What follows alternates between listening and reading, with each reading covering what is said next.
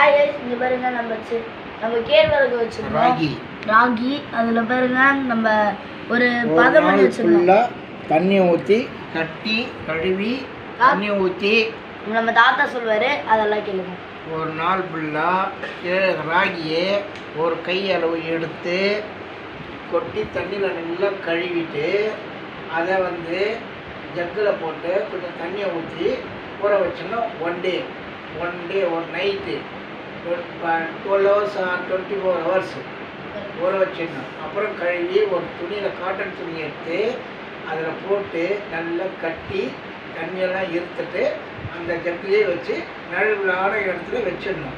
வச்சுட்டாக்கா 2 days கழிச்சு ஃபுல்லாக அந்த மாதிரி மழை விட்டுருக்கோம். ராகி இது ஃபுல்லாக ராகி மொளை விட்டுருக்கும். இது அப்படியே எடுத்துன்னு போயிட்டு தர்மாகோல் பாக்ஸ்லையோ இல்லை வேறு ஏதாவது